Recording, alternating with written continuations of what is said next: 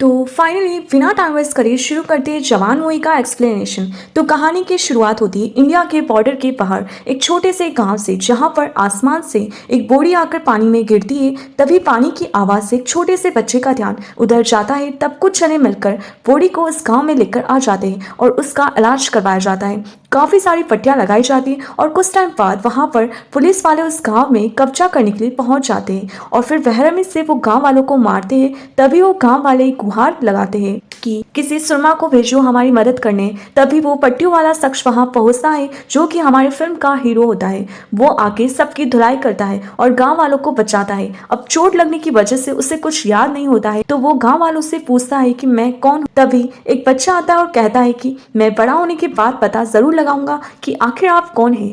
फिर कहानी का सीन कुछ ऐसी जगह शिफ्ट होता है जहां पर 20 साल आगे, जहां मेट्रो ट्रेन में एक फैमिली होती है और ये आपस में कुछ लड़कियां एक दूसरे से बात कर रही होती है कि कहती है कि अब वक्त आ चुका है। तभी हमें दिखाया जाता है कि एक टनल में जाकर ट्रेन को वहीं पर रुका दिया जाता है। यहाँ जो लड़कियां बातचीत कर रही थी, हम व्यूअर को पता चलता है कि उन्होंने ही इस ट्रेन को हाईजैक करा है। और फिर ग्रैंड एंट्री होती है शाहरुख खान की, जो कंट्रोल रूम में जाकर कहते हैं कि पूरी ट्रेन हमने हाईजैक कर ली है। अगर उस ट्रेन में मौजूद 600 लोगों की जान बचानी है तो तुम्हें मेरी डिमांड्स को पूरा करना होगा। अब एक नेगोशिएटर को बुलाया जाता है जिसका नाम होता है नर्मदा।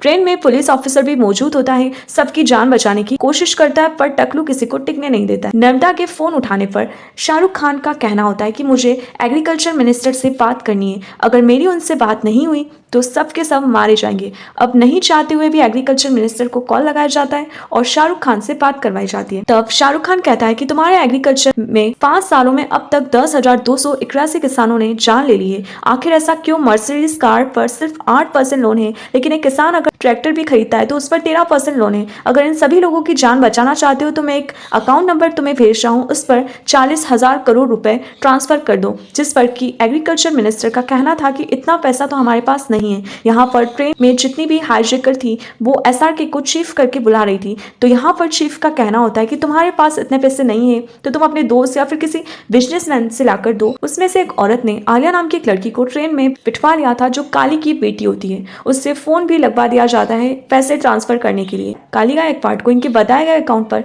ट्रांसफर करने पड़ गए पैसे। तब काली चीफ को कहती है कि तुम एक चोर हो। तब चीफ कहता है कि तुम्हारे बाप से बड़ा चोर नहीं हूं मैं, घर जाकर अपने बाप को मेरा नाम बताना, विक्रम राठौड़। इसके बाद हमें हाईजैकर में से एक कल्कि नाम की हाईजैकर की बैक स्टोरी को दिखाया जाता है, जिसके पापा एक किसान होते हैं और आज वह एग्जाम देने के लिए निकल रही होती है। तभी बैंक के रिकवरी एजेंट उसके घर पहुंच जाते हैं और उससे बहुत ज्यादा मारते पीटते और 40,000 मांगते हैं। तब उस किसान का कहना होता है कि बारिश आई नहीं, और जब बारिश आई तब पूरी फसल बर्बाद हो चुकी थी, मुझे 10 दिन का वक्त चाहिए ताकि मैं अपने पैसे चुका सकूं। मगर वो रिकवरी एजेंट उनके साथ मिसबिहेव करता है, इनफैक्ट उसकी लुंगी भी उतार लेता है। सीन को ब्लर दिखाया जाता है, बट यहाँ पर स्टोरी काफी इमोशनली और सैड हो जाती है। बेटी का एग्जाम ना बिगड़ जाए, वो किसान सबसे पहले बेटी को एग्जाम के लिए भिजवाता है और अखबार में एक न्यूज पढ़ता है वो कि अगर किसान की मौत हो जाती है तो उसके परिवार को 2 लाख रुपए मिलते हैं। और इसी चक्कर में वो अगले दिन फांसी लगाकर अपने आप को मार देता है। और फिर वो एजेंट फिर से आता है और कहता है कि पैसे तो तुमने लौटा दिए,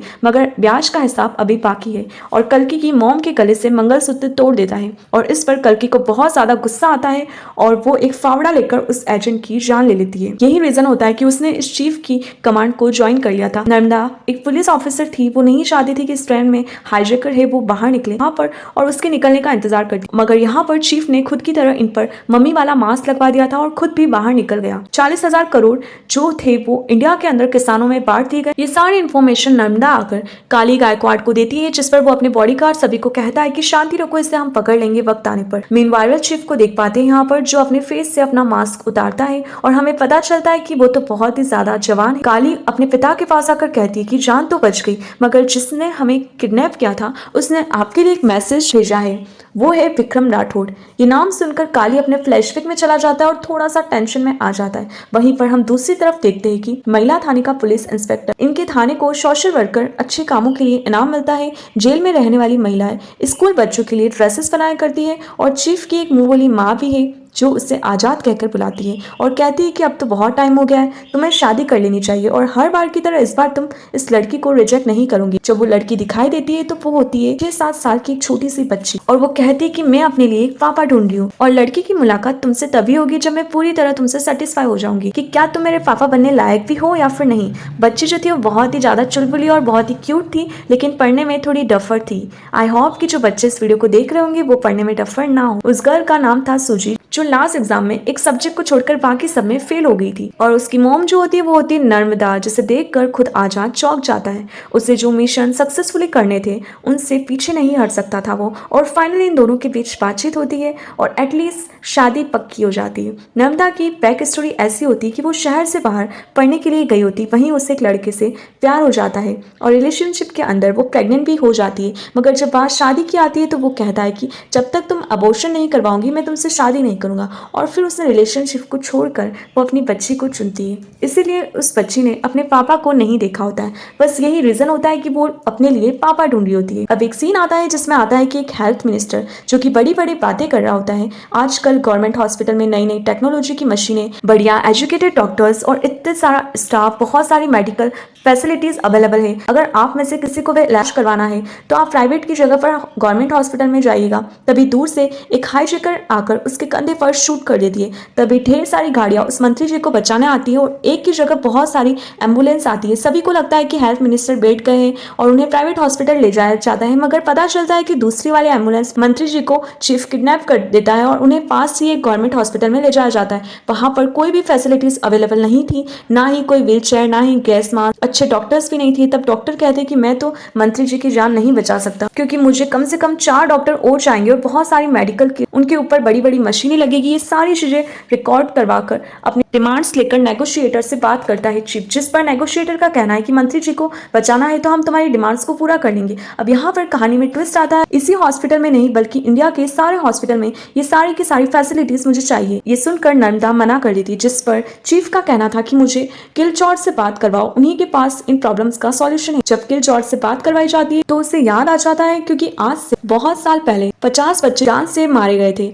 बेसिकली शहर के अंदर एक जहरीली फैल गई थी और उस वजह से कोई भी बच्चे सांस वगैरह नहीं ले पा रहे थे। तब ऑक्सीजन सिलेंडर खत्म होने की वजह से डॉक्टर भी परेशान थे। इरम नाम की एक डॉक्टर होती है जो फोन लगाकर कहती है कि जल्दी से ऑक्सीजन सिलेंडर मंगवाइए वरना इन छोटे बच्चों की जान खतरे में पड़ जाएगी। मगर जॉर्ज का कहना था कि फिनाइल की बॉटल भी किसी हॉस्पिटल में आती है तो उस पर कमीशन भी नीचे से लेकर ऊपर तक लिया जाता है। तब इरम का कहना है कि मैं हेल्थ मिनिस्टर से आपकी शिकायत करूंगी। तब जॉर्ज का कहना था कि मिनिस्टर भी इन सब में शामिल। तभी इरम बात करके आती है और इतने में सारे बच्चे मारे जाते हैं। नेक्स्ट दिन इरम के अगेंस्ट ही उस पर केस हो जाता है और वो अस्पताल में ड्रग के नशे में थी, जो अस्पताल में बच्चों की हालत ऑक्सीजन की वजह से नहीं बल्कि इरम की वजह से ऐसी हुई है। ये सारी बात जॉर्ज टीवी पर बताता है तो उसे सारे अकॉर्ड पास करने पड़ते और जितने भी गवर्नमेंट हॉस्पिटल होते हैं उसके अंदर अच्छे सर्जन, मेडिकल स्टाफ, बढ़िया अच्छी फैसिलिटीज, बढ़िया इक्विपमेंट्स प्रोवाइड कर दी जाती है। जो काम पिछले 10 सालों में हेल्थ मिनिस्टर नहीं कर पाए वो अभी सिर्फ 5 घंटों में हो गया है। अब लास्ट टाइम इस बार भी नर्मदा चाहती थी कि ट्रेन वाले हादसे में तो वो चीफ और वो लोग हाथ से निकल गए थे, पर इस बार वो हाथ से नहीं जाने चाहिए। तब नर्मदा अपनी पूरी टीम लेकर वहां पर हमला बोल देती है। यहाँ अगेन बहुत कड़क फाइट होती है, बढ़िया CGI VFX यूज किए जाते, अच्छी खासी फाइट चलती है। आखिर नर्मदा उसके फेस पर वो मास्क था जो हटा देती है, जिससे कुछ बाल उस पर आ जाते हैं। DNA टेस्ट करवाने पर मालूम चलता है कि वो तो वीक लगी होती है, तो सब कुछ मिक्स हो जाता है। अब एज का पता नहीं चल रहा होता है। अब उसका एक स्केच बनवाया जाता है और अगले दिन होती है आजाद और नर्मदा की शादी और वो ईरानी यानी सुनील ग्रोवर को कहती है कि अगर स्केचर बन जाए तो मुझे कॉल कर देना। एक तरफ आजाद ये सोच रहा होता है कि आज शादी की रात में नर्मदा को सब कुछ सच बता दूंगा, वो चोरियां करने का पीछे रीजन क्या था, पूरा मास्टर प्लान किसका था और इन सब के पीछे मैं शामिल क्यों वगैरह वगैरह। पर तभी ईरानी के भेजे हुए स्केच नर्मदा के पास आ जाते हैं और वो स्केच की वही शक्ल थी जो आजाद की थी। यहाँ नर्मदा आजाद को सीधा गोली मार देती और अब यहाँ इनकी बातचीत और उनकी फाइट खत्म नहीं होती, उससे पहले ही वहां पर दूसरे गुंडे भिजवा दिए जाते काली के। दोनों की धुलाई पिटाई होती है, SRK और नैनतारा दोनों की। काली का भाई होता है, वो कहता है पति तो प्लानिंग बनाता है पैसा निकलवाने की और वहीं पर पत्नी जो है वो पैसा निकलवा भी देती है और उन्हें छुड़वा भी देती है। और आजाद की जो टीम होती है वो प्रिजनर्स की होती है, तो जेल के अंदर वो यहाँ तो पहुंच नहीं सकती। अब उन्हें बचाने कौन आएगा। फिर एक ग्रैंड एंट्री होती है शाहरुख खान की, ऑर्डर वाले, जो कि होते हैं विक्रम राठौड़।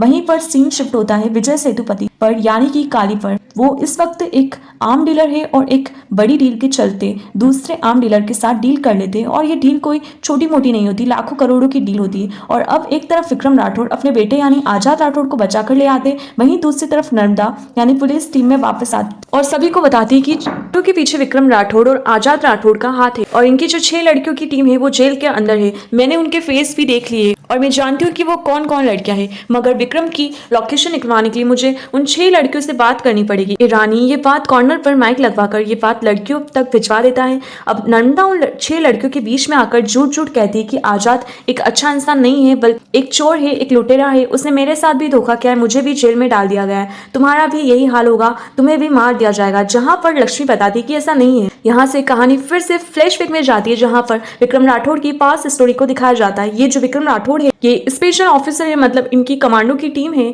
इन्हें प्यार हो जाता है दीपिका पादुकोण से यानी ऐश्वर्या से। कमांडो से खबर आती है कि पास में ही टेररिस्ट ग्रुप हमला करा है, हमारे करीब 40 जवानों की ऐसी की तैसी कर डाली है, 32 मार दिए गए हैं और 2 घायल हो चुके, 6 को अगवा कर दिया गया। अब ये लोग अपनी गन वगैरह लेकर वहां पर पहुंच जाते हैं। स्टार्टिंग इनकी गन सही से काम करती है पर बाद में वह चलना बंद हो जाती है और सारे के सारे ऑफिसर्स अपनी गन की वजह से परेशान होते हैं, लड़ नहीं पा रहे होते और घायल हो जाते हैं। मगर एट द एंड इनकी फाइटिंग स्किल अच्छी होने की वजह से ये बच जाते हैं और वहां पर धमाका करके और टेररिस्ट को खत्म करके आ जाते हैं और सभी सोल्जर्स की जान बचाकर वापस ले आते हैं। और इस मिशन को कंप्लीट करने के बाद जब इनको मेडल वगैरह मिलता है तो विक्रम राठौड़ का कहना होता है कि हमें मेडल तो मिल गया है लेकिन हमारे कितने ही जवान शहीद हो चुके हैं। रीजन ये नहीं था कि उनकी ट्रेनिंग कंप्लीट नहीं हुई थी, रीजन ये था कि जो गन्स हमने लेटेस्ट लॉट वाली यूज करी थी, MI3 के नाम से थी, वो सारी की सारी गन्स बेकार थी और फाइट के दौरान चल नहीं रही थी।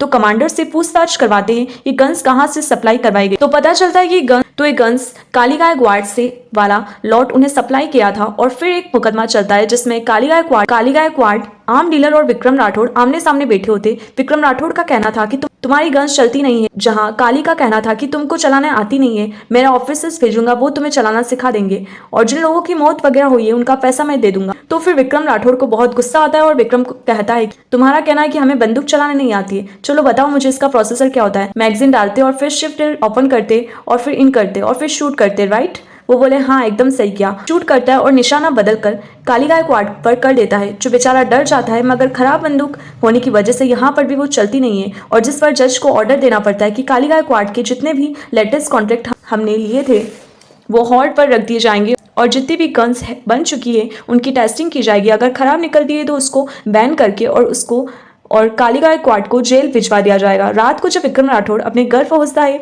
तो दीपिका के साथ अपने कुछ स्पेशल मोमेंट स्पेंड कर रहा होता है, तभी कुछ गुंडे आकर वहां पर उस पर अटैक कर लेते हैं और फिर उन दोनों और उनके कुत्ते को भी जान से मार देते हैं। फिर उन दोनों पर हमला बोल देते हैं। अब होता यह है कि वो लोग विक्रम को तो वहां से अपने साथ उठाकर ले जाते, बसती है ऐश्वर्या, उसके घर पर 3 पुलिस वाले भेज दिए जाते और ये बताया जाता है कि तुम्हारा पति जो है वो देशद्रोही है और उसके घर से ढेर सारा ड्रग्स और पैसा बरामद हुआ है, उससे तो सजा मिलेगी, पर अगर तुम सजा से बचना चाहती हो तो इन डॉक्यूमेंट्स पर साइन कर दो। मगर ऐश्वर्या इस बात को जानती थी कि विक्रम ने कोई गलती नहीं करी है। वो उन्हीं तीनों को जान से मार देती है और फिर उसे जेल भेज दिया जाता है और फांसी की सजा होती है। यहाँ पर पता चलता है कि वो प्रेग्नेंट है। इंडिया के लॉ के अनुसार जब कोई लेडी प्रेग्नेंट होती है तो उसे रियायत दी जाती है कि जब तक कि उसका बच्चा 5 साल का ना हो तब तक उसे फांसी नहीं दी जा सकती। यहाँ पर जेल में उससे मुलाकात करने काली फिर से आता है और यहाँ बहुत ही फनी कन्वर्सेशन होता है उनका कि जब फांसी देते तो आंखें बाहर आ जाती है और जीभ लटक जाती है और फटाक से इंसान की मौत हो जाती है। तुम्हारे साथ भी कुछ ऐसे ही होगा? जिस पर ऐश्वर्या का पूछना था कि विक्रम कहाँ पर है। यहाँ पर विक्रम को दिखाया जाता है जिसमें काली ने उससे मार पीट कर बहरम कर दिया जाता है, सीने में 5 गोली ठोक कर प्लेन से फेंक देते हैं। यानी स्टार्टिंग में वाला जो सीन होता है जब एक लाश हमको गांव के किनारे मिलती है। अब यहाँ 5 सालों में क्या होता है, वो उनका एक बच्चा होता है जिसका नाम आजाद रखती है वो, और जेल के अंदर जो घूमता फिरता रहता है, जेल के लोग ही उसकी फैमिली बन जाती है। जब 5 साल पूरे हो जाते तब उसकी माँ उसको कह देती है कि तुम्हें अपने पिता का नाम रोशन करना है, विक्रम राठौड़ तुम्हारे पिता का नाम है, उन्हें देशद्रोही करार दिया था और उनके सर पर लगा ये जो दाग है तुम्हें हटाना है, मेरा तुमसे आखिरी अलविदा है। और ये कहकर वो चली जाती है, जिसके बाद ऐश्वर्या को फांसी दे दी जाती है। कहानी अगेन प्रेजेंट में आती है जहाँ पर ये सारी सच्चाई नर्मदा को पता चल जाती और अब वो ये डिसाइड करती कि वो अब आजाद का साथ देगी। रानी जो कि पुलिस टीम में उसके साथ था वो बताता है कि मैं तुम्हारे लिए काम नहीं करता हूँ, मैं काली गायकवाड़ के लिए काम करता हूँ, तुम सब मारे जाओगे। अब यहाँ पर अगेन सबके बीच में फाइटिंग वगैरह शुरू होती है, परंतु लास्ट मोमेंट पर यहाँ आजाद पहुंचकर हालांकि वो नर्मदा को बचाने